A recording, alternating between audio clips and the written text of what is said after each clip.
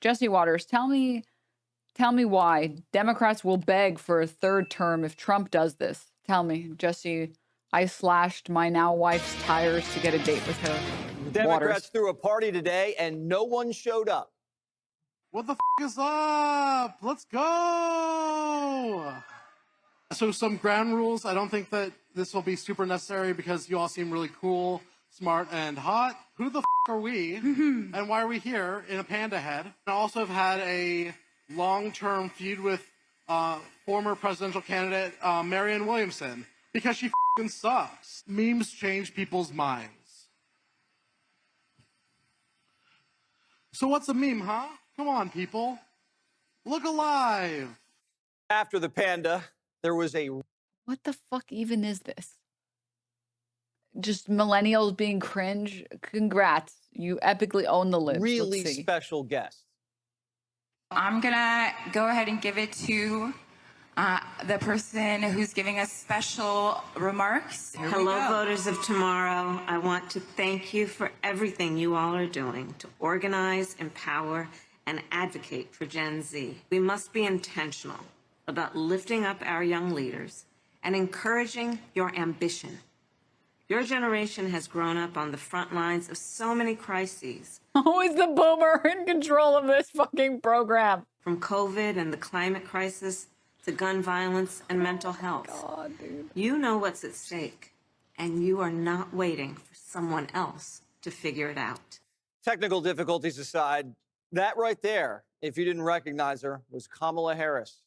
She's been on a siesta and she looks tan and rested or something. The chair of the DNC saw this and said, yep, the party's dead. There's no doubt that, we have work to do. When you hit rock bottom, there's only one direction to go, and that's up. And that's what we're doing. The chair of the party just said Democrats are at rock bottom. At least he's honest. Where are all the great Democrats fighting for democracy? I thought democracy was under attack. Bro, Democrats don't give a fuck about democracy. They only give a fuck about lining their pockets. We've been known this, dude. We've been. Did you guys see the interview where like Kamala Harris literally said after she lost, she stopped looking at all politics? I think it was on this. I think it was on the full version of the Stephen Colbert thing. No, she said the news. Let me see if I can find it. Like, how do you lose an election because you refuse to listen to your voters and your constituents?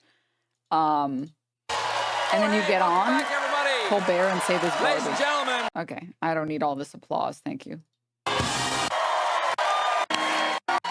Madam Vice President, it's nice to see you again. Hi, it's great to be here. Thank you. First of all, you look rested. Yeah.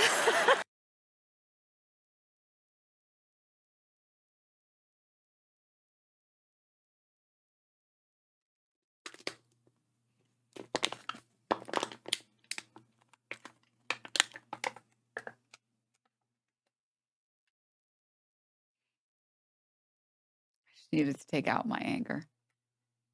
I'm happy for you. Thank you. How you doing? Well, I'm fine. I'll get plenty of rest in June. Yeah.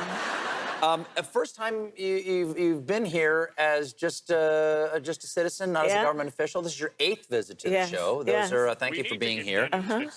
Once you left office, I'm just curious. I'm gonna get into the details, and I wanna talk about your coming book, 107 Days.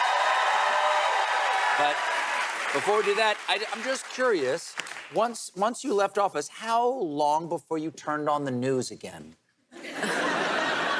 Months. Yeah? Months. I'm just not into self-mutilation, and I just... I love the type of person that was trying to run for president that responded this way to loss. I wonder why she didn't resonate with voters. The type of person that takes one L and then immediately gives up in every single way. Why did that message not resonate with voters? Lots of cooking shows. Oh, good. Lots of cooking Great shows. British Bake Off and stuff like that. The Kitchen is one of my favorites. Oh, amazing. Yeah, sure. Yeah. Yeah. Well, one question on everyone's mind right now. Yeah. How's Doug? Aw.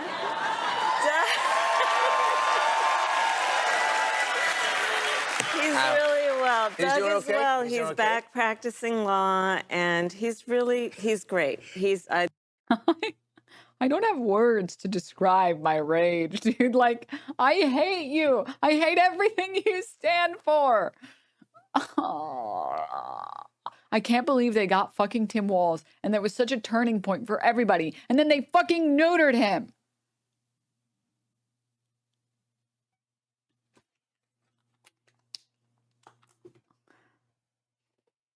He's great. And thank you for asking. You said he's back practicing law. For a second, I thought you said he's backpacking. Oh, well.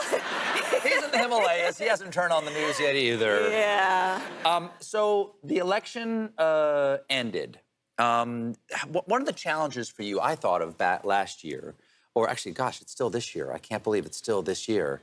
It seems like this thing January we're going through 20th. right now has been going on forever. But one of the things I thought of after the election and before January 20th is that you were still the vice president. Right. And you had to be there on January 6, 2025 and count out those electoral ballots and certify. First of all, thank you for Don't worry, she wasn't looking at the news while she was vice president, so it's okay. doing your constitutional duty. Right. Without any question.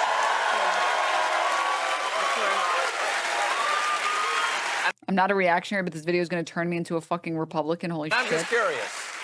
I'm just curious that at any point as you're counting to go, anybody want to storm the Capitol? Anybody? Nobody wants to? But, Okay. you know, but in all seriousness, Stephen, I was fully aware of what that moment required, not just of me, but of our country. And I talk about it in the book. It was a difficult day, to be sure. And, you know, I had been at the Capitol 4 years before because I was then vice president-elect and I was a United States senator. So what I talk about in All she says during this whole thing is, I gave up, but you shouldn't. But also I'm giving up because the system is broken and it can't be fixed. But you shouldn't try to fix it.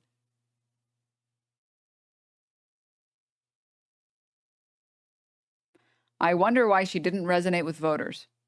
the book is that drive to the Capitol and remembering 4 years before and what Mike Pence did and what our Constitution requires and the importance of fulfilling those responsibilities. It was a difficult day because it conjured a lot in terms of what that exact day was, what that day has meant in the history of our country, the recent history of our country. Did you talk to Pence about that at all, by any chance? I did not. But I've been very happy to compliment him as often as I can for having the courage to do what he did.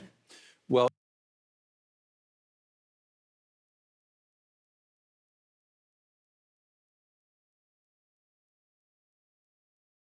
what I want to understand is, like, how many political L's do these fuckers have to take before they finally fucking realize why nobody likes the modern Democratic Party? Like, I don't get it. I just don't get it. Like, how many of these L's do they have to take? Joining us now is Senator Alyssa Slotkin of Michigan. Senator, How many L's do we have to take like this before they realize that this is not working?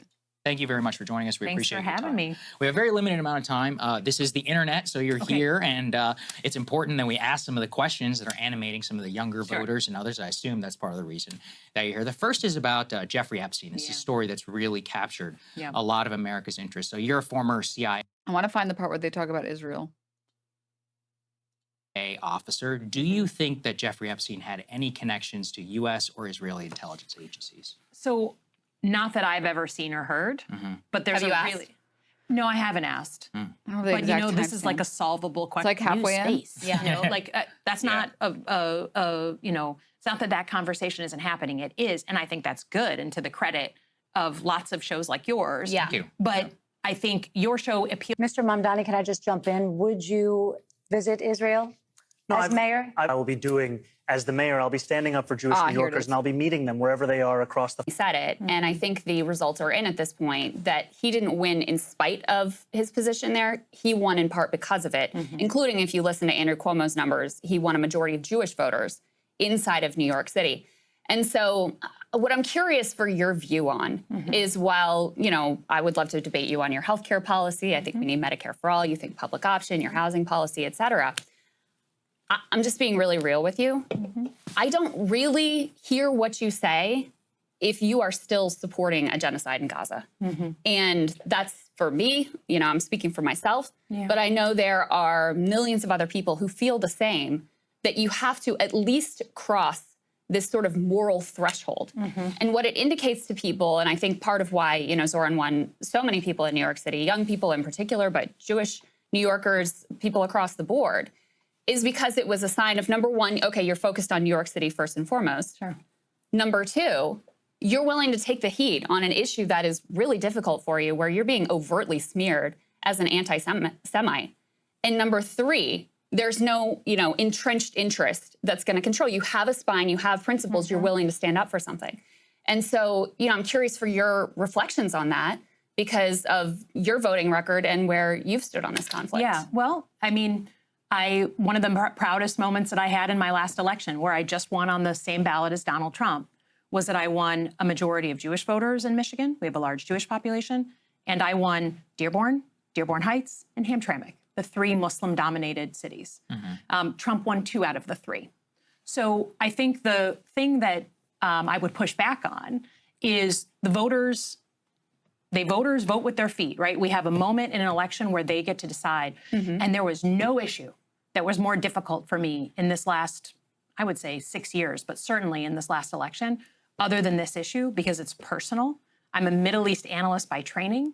And so what I tried to do, and why I think I managed to win both those communities, is call balls and strikes, literally up to this week, on what's going on. So let's talk a little bit more about that. But I think it's important, right? If you're going to push on me, then I think, like, there's one of us that's had an election and had to appeal to my voters and win. And so it doesn't surprise me at all that Mr. Mom. Also, did you see Crystal was told by Slotkin's team they were worried this was going to be a softball interview? Yeah. Donnie Yes. won. Or actually, I didn't know his name. I didn't know much about him until he won. But because I think this issue is motivating people in a very visceral and personal way. Yeah. But it's not the only issue that my voters in Michigan care about. Of course. And the online world is extremely, extremely focused on this. But that doesn't always represent the majority. And I think if I can push back, like if we're out on the road every day in Michigan when I'm there. In some communities, that issue is the number one issue, 100%. And like, I mean, up till this morning, right? Like people texting my phone and talking about a plan, some of the things we're working on. But I go outside the Detroit area, it's not in the top 40. But Senator, it's not just a political issue, it's also a moral issue is what I'm trying to get to. So let's talk about those, you know, calling them balls and strikes, if you will. I can't believe she had the audacity to say, listen. I get it. We are genociding some people. They're mostly brown. And we don't care. But like other people really don't care either. So doesn't really matter. Well, so first of all, do you accept that Israel has a policy of enforced famine and starvation in the Gaza Strip? I think I literally put my name on a letter yesterday or last night that says, like, a policy of starvation, people are starting to starve. And in general, I mean, I served in places like Ramadi and Fallujah. I watched in 2004 and 2005, al-Qaeda terrorists drag American citizens behind a vehicle until they died, right? Like horrible, and then string them up like a lynching. Okay.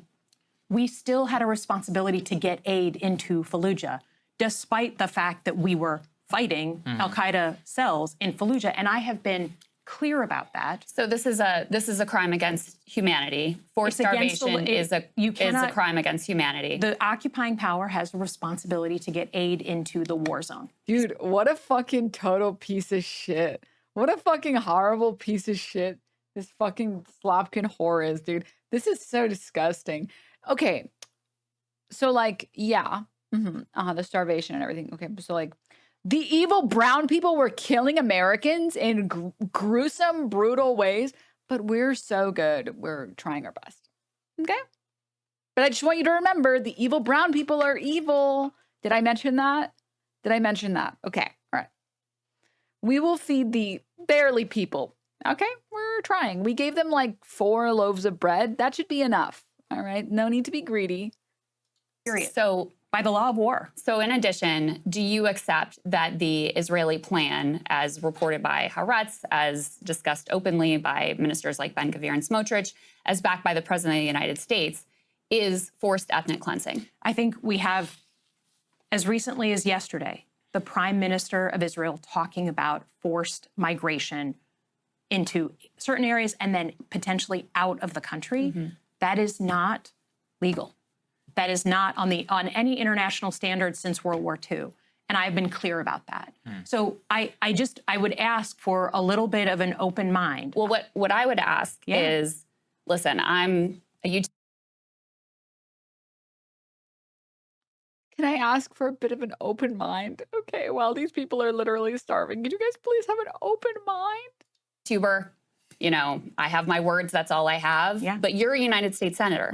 Like you're not the president, but you have power. So what are you going to do? Because so far what we've seen, I mean, you voted for some of the aid that's been used to massacre children and innocents. You know, you have backed Israel, as far as I can tell, you know, from your voting record at almost every turn. You voted for a definition of anti-Semitism that would, you know, codify anti-Zionism as anti-Semitism. You voted as a member of the House to sanction the ICC for indicting Benjamin Netanyahu, who you just admitted is a war criminal, you know, by your own words. So are you going to join Senator Angus King, Senator Bernie Sanders in saying no more aid to this country that is committing? Remember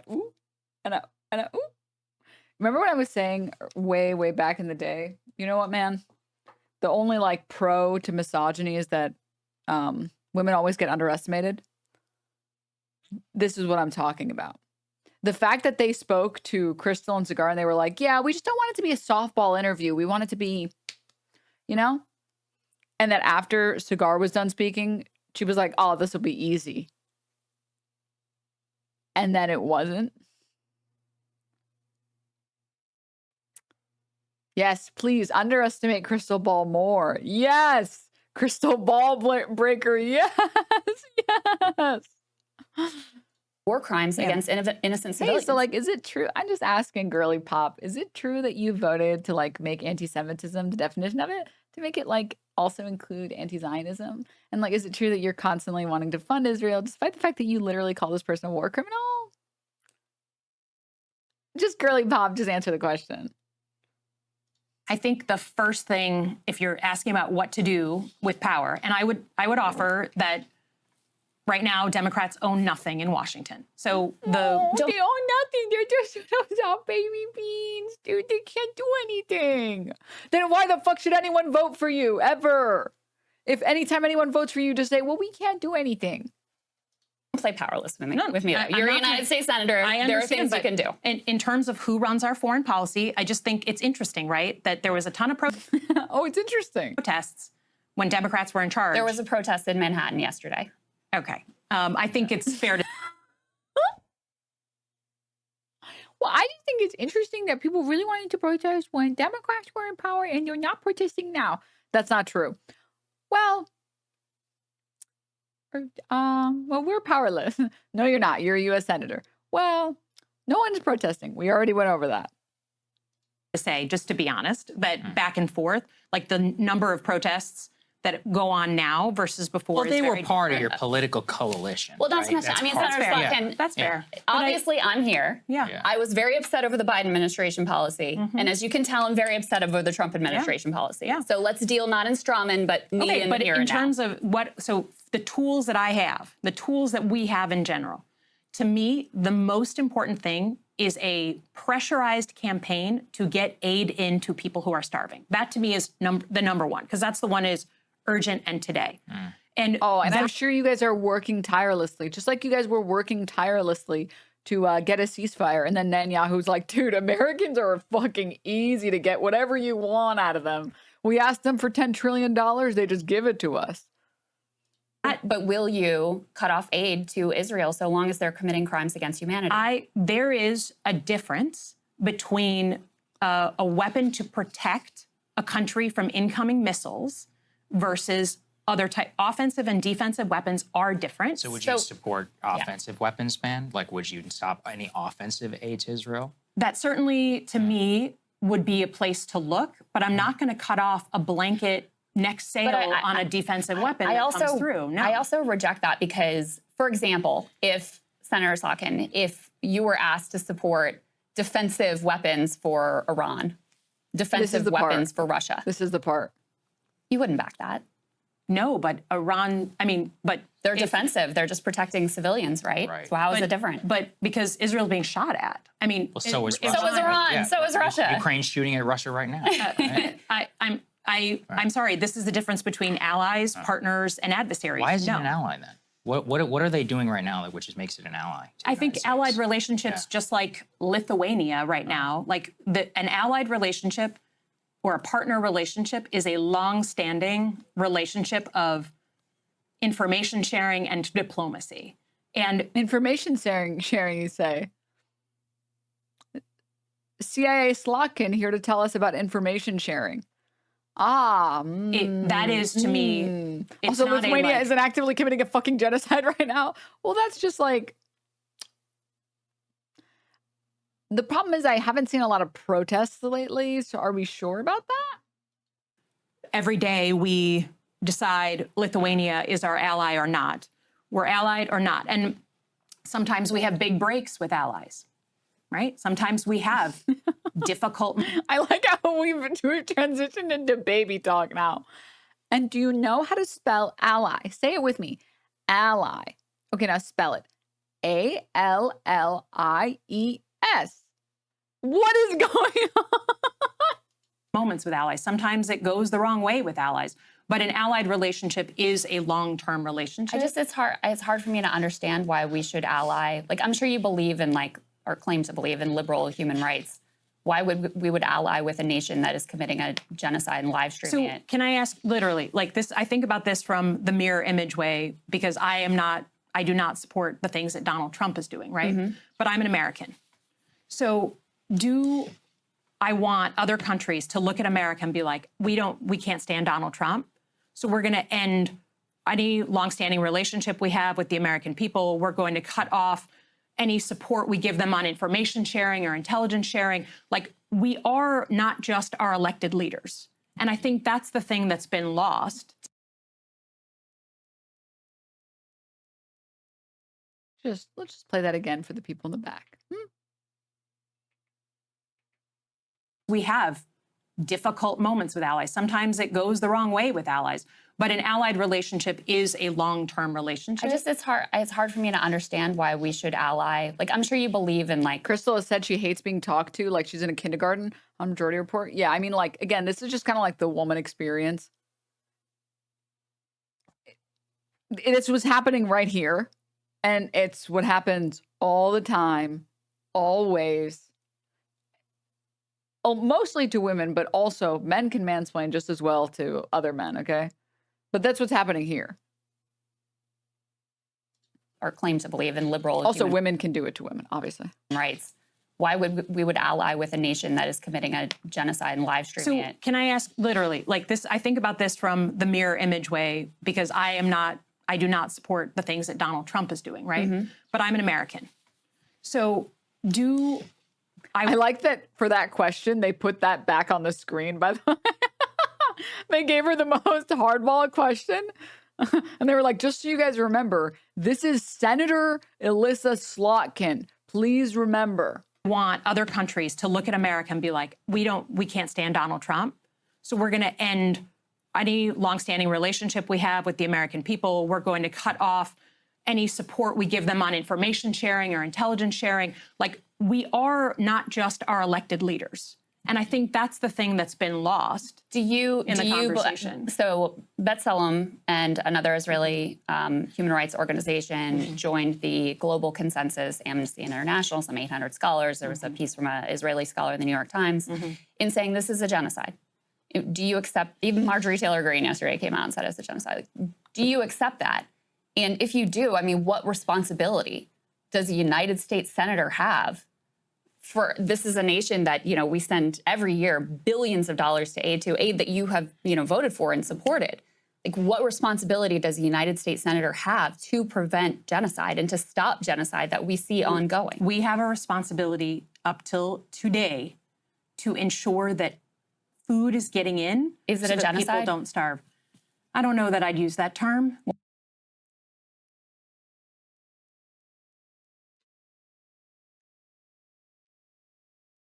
Food is getting in. Is it so a that genocide? People don't starve. I don't know that I'd use that term.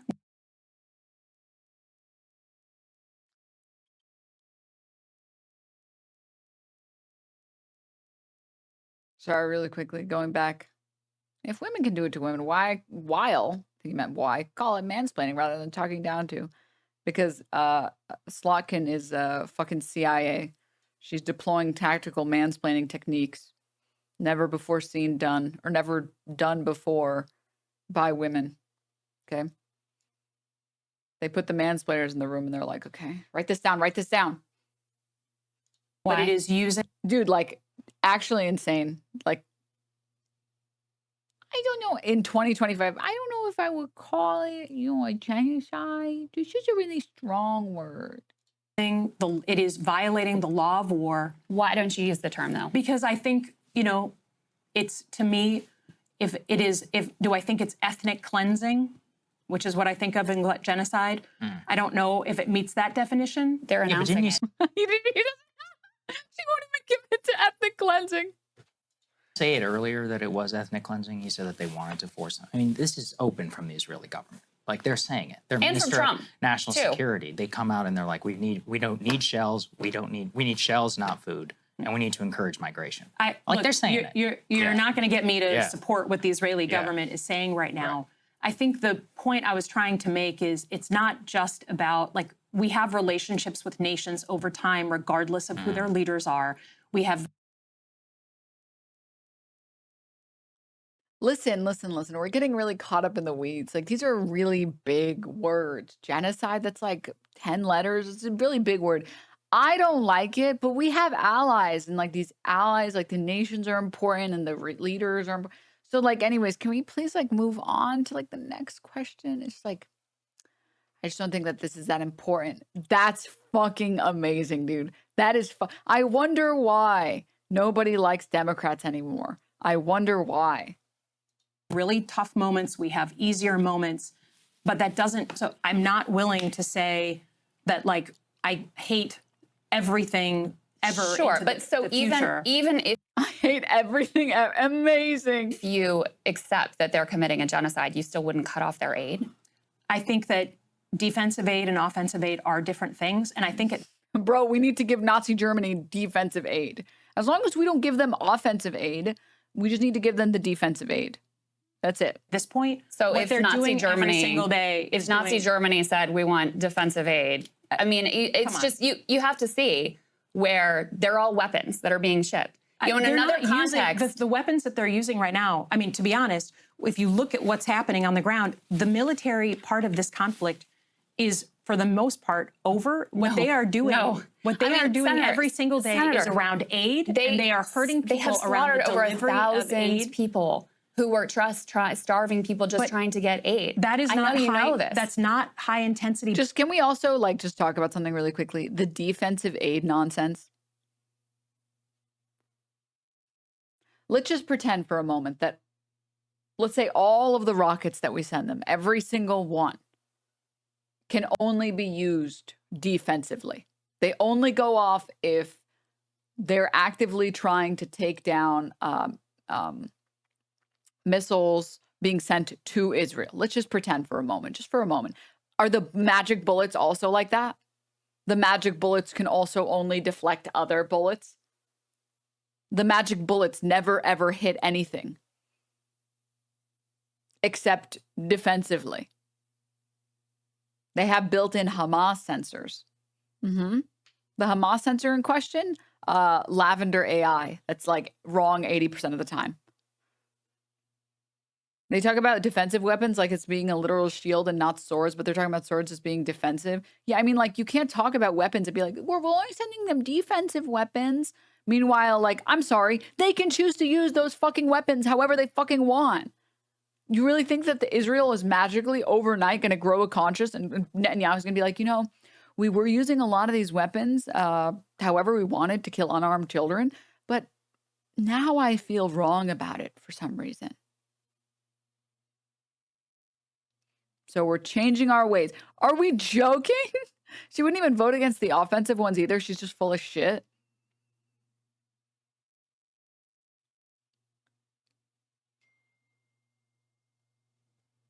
Bombs, that's not the weapons that that we were talking about 2 years ago. It's just not. I'm sorry. Every single day, the military reports that I read, they are traditional, like, this is a military that has a bad strategy. It is not the bombs that we were seeing 2 years ago. It's not a military that has a bad strategy. The strategy is forced starvation and ethnic cleansing. That is not a... That's their strategy. And they're accomplishing it very effectively with the full backing of...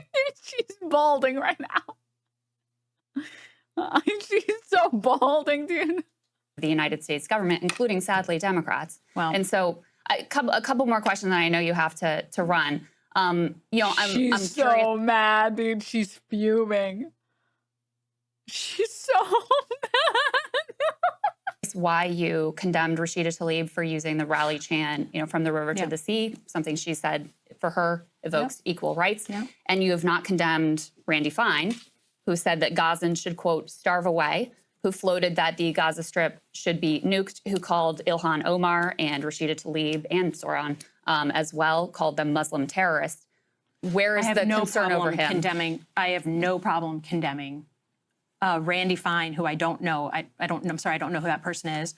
I have no problem condemning someone who talks like that. Senator, we have to ask your last question because your staff. What about this photo of you next to him? Can you imagine? That would have been crazy. That would have been a crazy call, dude. That would have been insane. That would have been a really insane play. But she would, I think, cry on the spot. I think she would, like, actually very magically just, like, and then, like, half her hairline would be gone.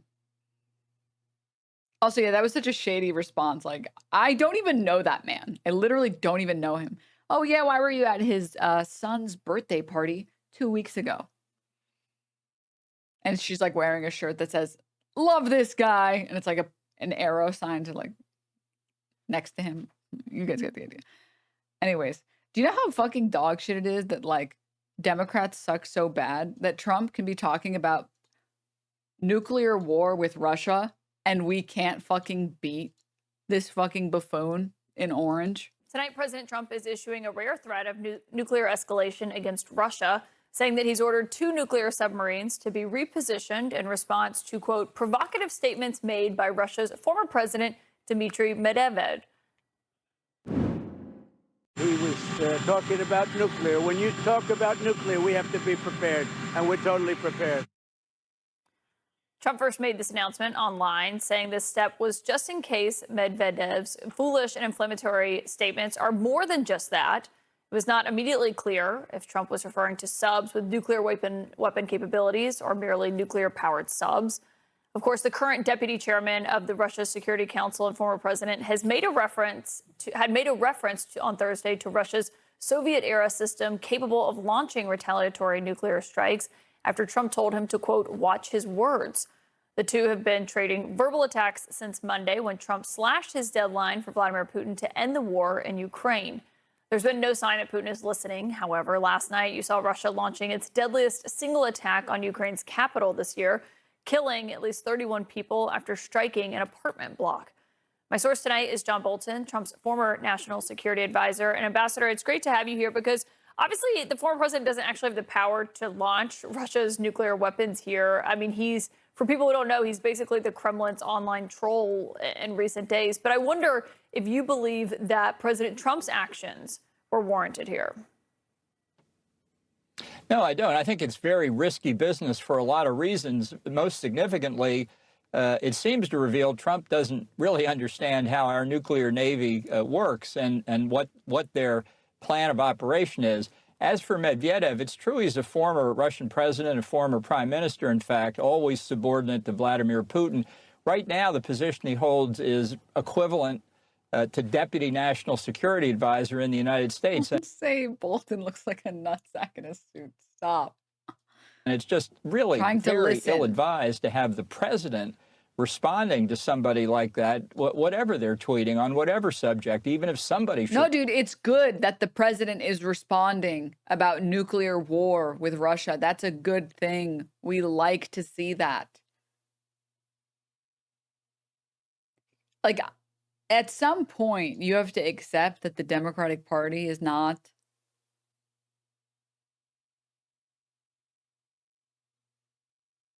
incompetent, because this isn't hard to beat.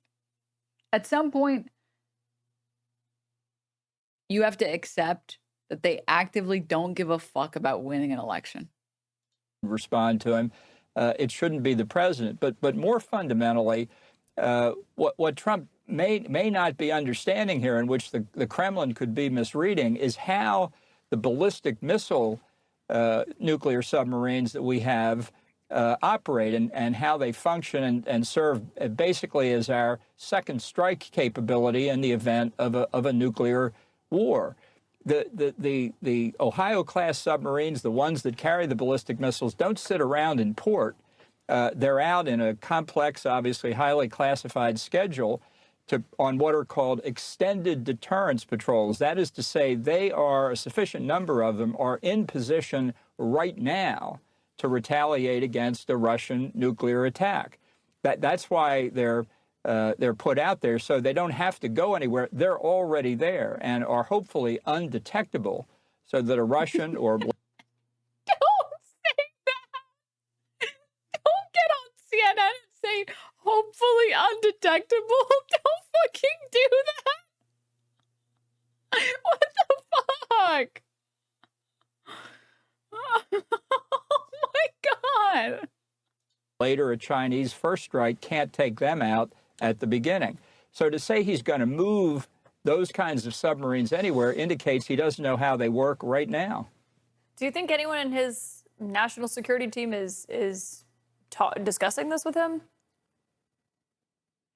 I have no idea. I certainly know from my own experience that you could find a tweet coming out any hour of the day or night on some national security issue that came directly from Trump. So it's possible that's... At this point, Trump will flail in any direction and hopes people will stop talking shit about Epstein. We're all going to die for something we already know. Dude, people calling Trump what's going to cause nuclear fucking fallout. What happened here. I hope somebody from the Pentagon who understands the disposition of the nuclear force explains this to Trump at some stage. And as I said, while the ballistic missile submarines are core to our second strike capability, they are also perfectly capable of being part of a first strike on Russia. So you could see people in the Kremlin, obviously always nervous about our capabilities, believe that Trump is trying to insinuate that he may be considering a first strike, which is even more dangerous. Yeah, well, and this is coming as his envoy, Steve Witkoff, who was in Gaza today, is going to Russia, I believe, today. The president said he was going right after he left Gaza. The last visit that Witkoff made to Russia did not result in any concrete changes. Obviously, the war is still raging in Ukraine. Do you expect a different outcome this time, potentially? No, I don't. I don't think Putin takes the threat seriously that Trump has been making about secondary sanctions, which would involve more sanctions, more tariffs, whatever, on countries like India and China that have been buying Russian oil and gas, contrary to U.S. and EU sanctions because of the war in Ukraine. Putin, for whatever reason, thinks that the Russians are winning in Ukraine despite the horrific human cost. And obviously, after 6 months of trying to get a ceasefire, Trump has failed. No indication that's going to change. Yeah, we'll see if it does. Ambassador John.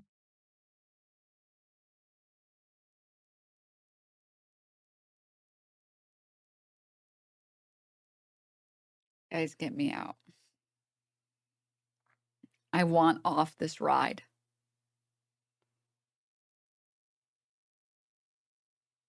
I want to get off the ride. Watching the U.S. collapse in real time is wild. I mean, like, for the general, or for the rest of the world, the U.S. empire collapsing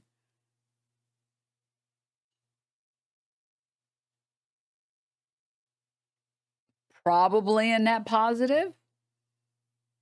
But for the people that live here, for the rest of us that have to fucking live here,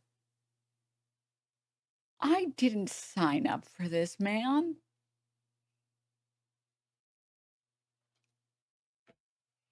I didn't sign up for this. Put me in the other simulation. Come on. Come on. Bolton, great to have you. Thank you for your time tonight. Thank you. Russia is warning some of Ukraine's allies that they could become targets of its new intermediate-range hypersonic missile. President Vladimir Putin announced on Friday the Oreshnik missile has entered production and will be deployed in Belarus. It's the kind of weapon once banned under a defunct Soviet-era treaty. He also said Moscow could use it against the countries that gave Ukraine their longer-range weapons for strikes on Russia. The missile has already been battle-tested in Ukraine, where Russia used it to strike the city of Dnipro last November. The weapon is believed to have the range of up to 3,400 miles or 5,500 kilometers. Putin claims it flies 10 times the speed of sound and can carry multiple warheads. Well, Moscow and Washington are engaging in some nuclear saber-rattling amid a verbal spat between their current and former presidents. Former Russian leader Dmitry Medvedev recently brought up Russia's nuclear strike capabilities as part of a back-and-forth with U.S. President Donald Trump. They were arguing after Trump shortened his deadline for Russia to make peace with Ukraine. Welcome to the club. Put me in the other simulation where The Apprentice is a hit show and Trump is just still saying you're fired on TV. But as Natasha Bertrand reports, Trump answered by redeploying some of his own nuclear fleet. President Trump on Friday announced that he is ordering 2 nuclear submarines to be deployed closer, potentially, to Russia, following remarks by former Russian President Dmitry Medvedev on social media, alluding to... We need I wanted to make a joke, but it's a spoiler in the new Fantastic Four movie, so I can't make this stupid joke. Just pretend like it was funny in Keck and chat. All right. Russia's nuclear capabilities. President Trump essentially said that the reason why he's deploying these nuclear submarines is because, quote, Medvedev has made foolish and inflammatory statements, and he wants to have these nuclear submarines available in the region. A hint for the joke that I was going to make. Kill them with kindness. Wrong. MPreg attack. If you got it, you got it. If you didn't, I think it still works. So we're good. Should those statements be, quote, more than just that? President Trump said, quote, words are very important and can often lead to unintended consequences. I hope this will not be one of those instances. Now, it's unclear at this point just what kind of nuclear submarines are going to be repositioned. The U.S. has nuclear-powered submarines. Essentially, all of its submarines are nuclear-powered, but only about 14 of them are actually capable of carrying nuclear weapons. And it is the longstanding policy of the United States to neither confirm nor deny when its submarines that are capable of carrying these nuclear warheads are actually carrying them. And so at this point, it's not clear what kind of submarines are being repositioned and just what they're carrying. However, it's worth noting that it is very extraordinary for the U.S. to reveal at all where its nuclear submarines actually are in the world. These nuclear-capable submarines, they routinely patrol near U.S. adversaries, including Russia and China, for example. But it is very, very uncommon and very rare for the U.S. to say anything about their particular whereabouts because, of course, they are meant to operate in extreme secrecy. So what this you missed the hopefully. I'm sure that there are definitely no signal chats that are sharing any of our war plans or anything, concerning anything that might be sensitive information. Thankfully, we've never, ever done that. We've never had signal group chats be leaked. Thankfully. Thank goodness. Is essentially doing is sending a signal to the Russians that the U.S. has these capabilities and It's on sex. evasion accounting for the 28 months. That they're nearby. We should also note that as of right now, the Kremlin has not responded to President Trump's announcement that he would be deploying these nuclear submarines. Natasha Bertrand, CNN in Washington.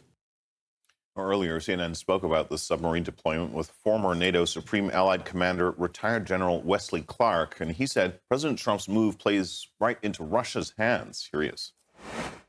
It probably feeds the Russian disinformation plan because it raises the temperature, scares people that there might be a nuclear, and that's what Russia's been trying to do all along, is scare people about nuclear. No, if you want an effective response, you push the weapons into Ukraine, and instead they've been slowed to a trickle. So, this is just rhetoric, but it's rhetoric that he may think it makes him look strong and tough in front of some supporters, but actually it works against us and in favor of Russia. Well, I think Medvedev is a provocateur operating on Mr. Putin's instructions. And I think it's a long series of these statements designed to intimidate the West, to not help us to rationalize not supporting Ukraine. And so, luckily, we have a very rational president in office that doesn't respond when he gets baited. Right? We play into it with the nuclear submarine maneuvers. We're playing into that Russian information game. But if you really want to move toward a ceasefire and toward a resolution, the only way to do it's on the ground. And that is, you've got to stop the Russian advance cold. And you've got to convince Mr. Putin he's going to lose. And he should stop right now because he's going to lose more if he continues. Now, non-audio listeners, I have a treat for you. If you're not willing to do that, if you're afraid of doing that, he's going to continue to issue provocative statements. He's going to continue to say, let's talk about peace. And he's going to send people forward. He's got 30,000 North Korean troops lined up behind Pokrovsk. He's got a new front he's opening around Sumy. This is how I feel. This is how I feel, dude. I'm the monkey. That's me. That's me. I'm the monkey.